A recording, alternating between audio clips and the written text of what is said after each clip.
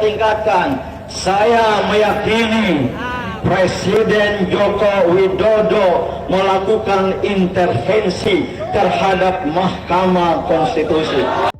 Keputusan MK bukan kiamat.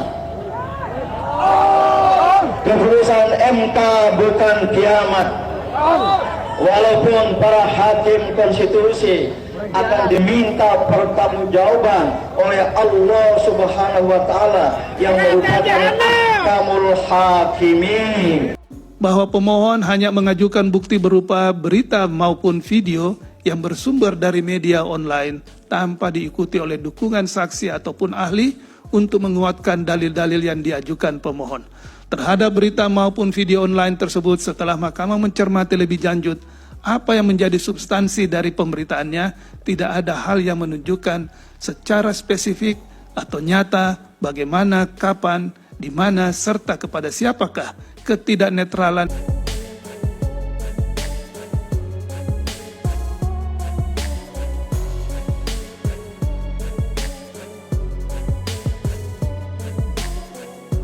bahwa dalil pemohon yang menyatakan bahwa kegiatan rencana perpanjangan masa jabatan presiden menjadi 3 periode disikapi oleh presiden dengan mendukung pencalonan salah satu pasangan calon peserta pilpres yang diposisikan sebagai pengganti presiden petahana. Menurut mahkamah, kebenarannya tidak dapat dibuktikan lebih lanjut oleh pemohon. Demikian pula dalil bahwa presiden akan cawe-cawe dalam pemilu 2024 aktual. Menurut mahkamah tidak diuraikan lebih lanjut oleh pemohon seperti apa makna dan dampak cawe-cawe yang dimaksud presiden, yang dimaksud pemohon, serta apa bukti tindakan cawe-cawe demikian. Bahwa berbagai alat bukti yang diajukan pemohon, baik bukti berupa artikel atau rekaman video berita dari media massa, memang menunjukkan kegiatan dan pernyataan presiden yang berkehendak untuk cawe-cawe dalam pemilu presiden dan wakil presiden tahun 2024. Video bukti P36 dan bukti P120.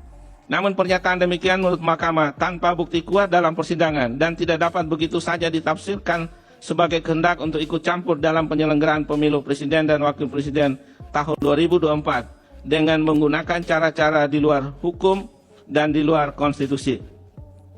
Terlebih terhadap dalil pemohon akuo, mahkamah tidak mendapat bukti adanya pihak yang keberatan, khususnya dari peserta pemilu presiden dan wakil presiden tahun 2024 setelah ada penetapan pasangan calon presiden dan wakil presiden yang mempersoalkan pernyataan adanya cawe-cawe dari presiden terhadap penyelenggaraan pemilu presiden. Demikian halnya mahkamah juga tidak mendapatkan bukti adanya korelasi antara bentuk cawe-cawe dimaksud dengan potensi perolehan suara salah satu pasangan calon presiden dan wakil presiden pada pemilu tahun 2024. Bahwa berdasarkan pertimbangan hukum sebagaimana diuraikan di atas, mahkamah menilai dalil pemohon tidak beralasan menurut hukum. Bahwa setelah mencermati dalil dan alat bukti yang diajukan pemohon mengenai penggunaan data intelijen untuk menekan partai politik, mahkamah menilai pemohon tidak menguraikan dan membuktikan lebih lanjut bagaimana tekanan demikian dilakukan. Demikian pula dalil mengenai pertemuan Presiden Joko Widodo dengan para ketua umum partai politik yang kemudian menjadi pengusung pasangan calon nomor urut 2. Mahkamah menilai pemohon tidak menguraikan dan membuktikan lebih lanjut bahwa pertemuan yang didalilkan tersebut membawa dampak pada hasil pemilu presiden dan wakil presiden. Oleh karena itu, mahkamah tidak mendapatkan keyakinan akan kebenaran dalil pemohon akuo, sebab pemohon tidak membuktikan lebih lanjut dalam persidangan, baik cara maupun substansi dari pertemuan dimaksud yang dapat dinilai sebagai bentuk tekanan. Setelah mahkamah memeriksa dengan saksama dalil-dalil pemohon serta bukti-bukti surat atau tulisan yang diajukan oleh pemohon untuk mendukung dalil permohonannya, mahkamah mempertimbangkan sebagai berikut. 1. Bahwa pemohon hanya mengajukan bukti berupa berita maupun video yang bersumber dari media online tanpa diikuti oleh dukungan saksi ataupun ahli untuk menguatkan dalil-dalil yang diajukan pemohon. Terhadap berita maupun video online tersebut, setelah mahkamah mencermati lebih lanjut apa yang menjadi substansi dari pemberitaannya, tidak ada hal yang menunjukkan secara spesifik atau nyata bagaimana, kapan, di mana serta kepada siapakah ketidaknetralan yang dilakukan oleh penjabat Gubernur Jawa Barat dalam mendukung pasangan calon nomor urut 2 dilakukan. Bahwa terhadap bukti video yang diajukan oleh pemohon setelah mahkamah mencermati lebih lanjut, telah ternyata peristiwa tersebut telah diketahui oleh tim hukum nasional Amin. Namun pemohon maupun Bawaslu tidak mengajukan bukti berupa laporan dugaan pelanggaran kampanye pemilu terhadap peristiwa tersebut. Oleh karena itu, menurut mahkamah, pemohon tidak menggunakan haknya untuk mengajukan laporan dugaan pelanggaran pemilu pada tahapan kampanye pemilu. Bahwa terhadap dalil pemohon pada subparagraf 3.16.10.3 dan subparagraf 3.16.10.4 yang hanya mendasarkan kepada bukti artikel online suatu media massa nasional, mahkamah tidak dapat menemukan siapakah pelaku, kapan, di mana, serta kepada siapa saja perintah atau ajakan untuk mendukung pasangan calon nomor urut 2 tersebut dilakukan. Dengan demikian, menurut mahkamah, bukti demikian tidak meyakinkan kebenaran dalil pemohon. Bahwa berdasarkan pertimbangan hukum di atas, dalil pemohon aku adalah tidak beralasan menurut hukum.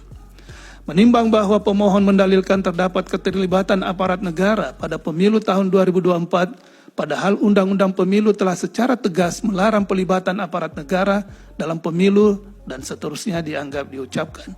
Termohon menyampaikan jawaban yang pada pokoknya dalil pemohon bukan menjadi ruang lingkup termohon untuk menangkalnya dan seterusnya dianggap diucapkan. Pihak terkait memberikan keterangan yang pada pokoknya membantah dalil pemohon aku dan seterusnya dianggap diucapkan. Bahwa Presiden Joko Widodo melakukan pembiaran beberapa anggota Menteri Kabinet dan pejabat negara lain untuk terlibat aktif dalam kampanye pasangan calon nomor urut 2 sebagai berikut. Menteri Perdagangan mengkampanyekan anak buahnya pada pemilu legislatif,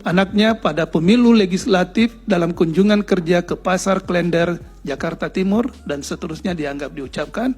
Pemohon mengajukan bukti P54, Bawaslu menyampaikan keterangan yang pada pokoknya, dan seterusnya dianggap diucapkan. Bawaslu mengajukan bukti PK92, bukti PK100, dan bukti PK101. Bahwa setelah mahkamah memeriksa secara saksama dalil pemohon, jawaban termohon, keterangan pihak terkait, bukti-bukti surat tulisan yang diajukan pemohon, dan keterangan Bawaslu beserta bukti-bukti yang diajukan, mahkamah mempertimbangkan dugaan pelanggaran pemilu yang dilakukan oleh Menteri Perdagangan, Zulkifli Hasan, telah ditindaklanjuti oleh Bawaslu sesuai dengan tugas, kewenangan, dan kewajibannya. Adapun Bawaslu tidak dapat menindaklanjuti laporan atau temuan terhadap peristiwa tersebut disebabkan tidak adanya pengaturan terkait dengan kegiatan yang dapat dikategorikan sebagai kampanye dan dilakukan sebelum masa kampanye dimulai. Dalam hal ini, pengaturan yang terdapat dalam Undang-Undang Pemilu maupun PKPU tidak memberikan pengaturan lebih lanjut terhadap segala bentuk tindakan dan kegiatan yang memberikan dukungan kepada peserta pemilu sebelum dan sesudah masa kampanye.